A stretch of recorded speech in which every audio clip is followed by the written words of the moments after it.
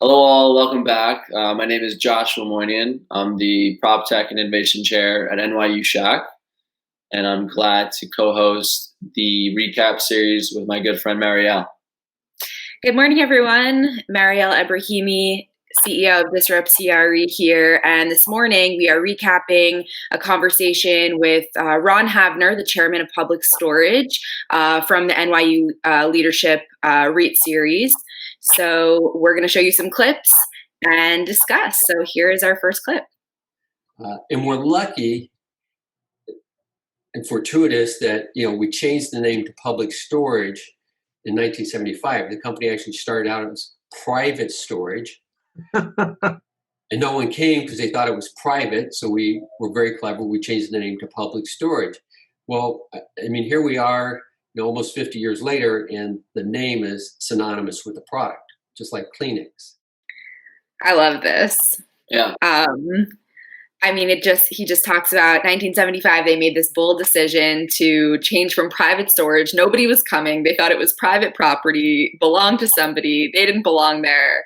And just with switching that from private to public, they defined a whole asset class, a whole industry, just from that one decision. And he does kind of, say synonymous with Kleenex as a brand. I just love this. I think it's so interesting. They have a global portfolio now that just because they're called public storage, they're doing business. People are finding them on Google. It's a natural transaction. What more is there? It's branding. It's branding at its finest. Yeah, totally. Public storage, just that name it's killer marketing. Yeah, he talked killer marketing, right? And I think that's a question that they were asked too, right? Right. Yeah. And it's a beautiful thing to hear. Someone just searches on Google public storage and just bingo. What a marketing campaign! Right? Well done. All right, let's check out this next one. Like in Paris, we'll have the garage, the underneath garage, and 3 levels down, and that will be the storage facility, and above that will be an apartment building. What do you think about this one? Yeah, my initial take was, why is it that France, in this case, doesn't have, apartment storage by the developer themselves, whereas in America, we have something that's very similar to that, but it's not a separate company coming in and running the storage. It's right. The building itself. That was a question and something that I found fascinating. Yeah, so it's like essentially outsourcing that like basement storage that definitely in New York City, most apartment buildings have some sort of like basement storage. So I think you and I were wondering if this is something that is built for the public to be able to use public storage as they would a separate facility, or is it built as an amenity to the apartment building? Just this kind of major difference between how we do it here in the US versus some cities in Europe. And it is kind of this interesting, it changes the idea of mixed use development entirely to have apartment and multifamily with public storage below. I have not ever seen that. So yeah, a big question mark. We would love to hear if anybody has thoughts or ideas about how this is being put to work and why. I mean, I would speculate, or I would guess, that it makes a lot of economic sense to put a public storage facility underneath the footprint of an apartment building, just for the sake of not needing a massive public storage, like physical space, because it's going to be too expensive to drop something like that in the middle of a city. But if you could take up real estate underneath an apartment building, it does sound like sounds like an interesting business model. I wonder. So we're kind of wondering, is that how it's being used? Talk to us, friends and colleagues. We'd love to know everyone's take on that. The last 4 or 5 years, we've replaced all the lighting with LED on the outside of the properties. We're working on the inside of the properties. We're introducing solar, those kinds of things that make business sense to do. Where we reduce our electric consumption, we save, and there's a payback on the investment. I wouldn't say we've done much stuff in terms of, okay, well, we need to get this box checked for the ESG report, so let's go do this. Right. When it makes no economic sense. give you an example. We rolled out a new property software system 2 years ago, and it's with the idea of basically going paperless. So by the end of this year, all the files that we have of manual leases, they'll be up in the cloud. All the leases will be on, in the cloud, and we won't have paper at our properties. Yeah. Okay. So, but that was an initiative done to save on photocopiers and paper. Yeah. And it made economic sense to do it. Now, it happens to take a number of boxes for the ESG report. Okay, I think there's a lot to unpack in this one. First and foremost, my biggest takeaway is, wow, it just makes sense. It's great that it ticks boxes on my ESG report, but wow, does it just make sense to invest in LED lights and go paperless and have all of our leases in the cloud? Makes sense. Wow. Commercial real estate technology being used for things that make sense. Amazing. So I love this for that reason. I think that, there are some basic things here that are being implemented that make a lot of sense, probably will save time and money, probably will save some human error in terms of physical paper needing to be filed and organized versus everything living in the cloud across a large global company. Makes sense. Yeah. I think that it's spot on. It makes sense from a financial end, economically, and then also maybe the bonus as an additive, it also checks box on the ESG report. Yeah. He touches on that they just recently started putting out ESG reports.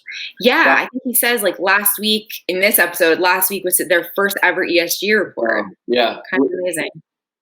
Interesting. You question why that is, right? Because it's not like they just found out all of a sudden that the LED lights or the software which will put everything on the cloud will help them financially. I'm sure that this is a thing that they've already known, but they're choosing to do the ESG report now. Well, I think it speaks to just kind of where the industry is as it relates to prioritizing sustainability. I mean, these guys have very low impact assets, right? Public storage. They don't have a workforce coming to work every day where they need HVAC on, working optimally. They don't have elevators. Maybe they have some of these things depending on the location, but overall it's a low impact portfolio in terms of energy spend. And so I think the ESG report really speaks to the fact that now we have these regulations to mandate certain functions and priorities from building owners where maybe it wasn't a super priority before. But in this case with Ron, he talks about, he's like, we're doing this stuff because it makes sense. It happens to check some boxes on our ESG report, and that's awesome. But he has this mentality of just, man, it makes sense for my business. And I feel like if more building owners went about implementing technology and innovation initiatives because it just made sense for their business or it solved a problem that they, was a solution to a problem that they were having, I think we'd be wildly successful as an industry in this vein. So I'd love to see more of it. Stuff that just makes sense. Wow. Yeah, totally. What a concept. I love it, Ron. Yeah. All right, let's check out this next clip. It's not a new trend. It's been going on last decade. It's not new at all. And if you think about, cost of living, taxes, and the ability to digitize and work from home, I don't see it slowing down. Okay, so the context for this clip is talking about migration from urban centers, central business districts to a more suburban lifestyle. And, this question keeps coming up throughout this series. And everyone has a different take, which is super interesting. I really enjoy hearing everybody's take on this kind of urban suburban shift. And so Ron's whole thing about this is that this has been happening. This shift towards more tertiary markets, gateway cities, places that are not New York City, San Francisco, some of our major metros, that shift has been happening. Upticks in Florida population, Texas population, Arizona population, California, even small incremental growth over the last few years, but this change has been happening. And so he says it's nothing that's going to slow down, but it's also nothing new. And so none of us should be surprised that the pandemic has kind of accelerated that to a bit of an extent. And it's shocking, obviously, for us sitting here right outside of New York City being like, wow, the city is empty and it's not New York City as I know and love it. And it is really sad.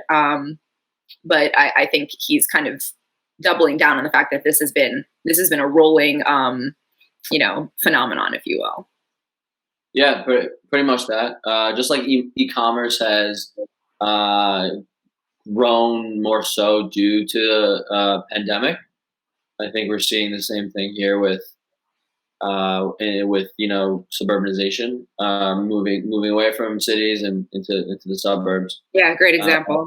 Time will tell, really, just what happens depending on if people are, likely to stay in their homes or something like 4 days at the office, 1 day home, vice versa. So, right. I think that'd be a big factor. Working from home, how that pans out will justify to the extent of moving to the suburbs. Yeah, and I mean, I think taxes was an interesting point that he brought up as well. Obviously, cities that are collapsing here in New York City, taxes are going to go up. It makes a lot of sense for a lot of people to be moving to no or low income tax states, and it's just kind of the nature of the beast in the moment right now. So let's jump to the next clip. Adversity and big change like this tends to galvanize teams and highlight the strengths and weaknesses of leadership. And it's also for younger people in their careers an opportunity to accelerate their careers, because you're probably going to get opportunities. There's going to be job changes. There's going to be, reassignments of workloads, and it's an opportunity to really distinguish yourself versus when things are going swimmingly along and it's business as usual. What do you think about this one? I'll jump right in and say I felt that firsthand. I could relate to that so much because look where we are right now. We're doing this awesome little recap series, and I think that comes from this massive shift in our culture. It's provided opportunities for a student like myself to take a jump in the unknown territory and waters, and try something new, try something exciting, fresh, and it's thus far been an opportunity for me to explore my interests and things that I always had in the back of my mind. So making the most of it and being optimistic has been a guider for myself to make the most of the situation. I think that's the right attitude. And I love hearing this from Ron, because I'm a big believer that times of adversity, like he says, galvanizes teams and exposes strengths and weaknesses in leaders. But I also think from the general population of people, especially young people now looking at their careers ahead of them, this time has stripped away a lot of the day-to-day anxieties, the day-to-day challenges that we face, whether it's our family or our friends, our work, whatever it has been in the past. It strips all of that away and shows us kind of what, as humans, we need to prioritize. And I think it allows for a lot of creativity, innovation, ingenuity, reinvention, all of those really positive things. And so I personally am super excited to see what comes out of 2020 from the purview of entrepreneurship and innovation, creation, all of that good stuff, rebirth, if you will. And so I think it's an incredible time for young people to be thinking about what value they have to contribute. Because at the end of the day, we all have skills, we all have value that we're contributing by doing the work that we do. We can do a number of things. And so you and I are sitting here because we're passionate about the commercial real estate industry and all of the opportunities that exist underneath that umbrella. And there will be more and more every day as things are shaken up, as things need to be reinvented and reimagined in terms of why do we have retail real estate? Why do we have office real estate? Why do we have some of these things? And what do we need from those asset classes moving forward into the future? So I'm incredibly optimistic. I love to hear Ron's optimism. And I think that that's a great way to conclude our recap for this week. Yeah. Thanks so much for listening, guys. Appreciate See you it. guys next time. Hope to join us next time.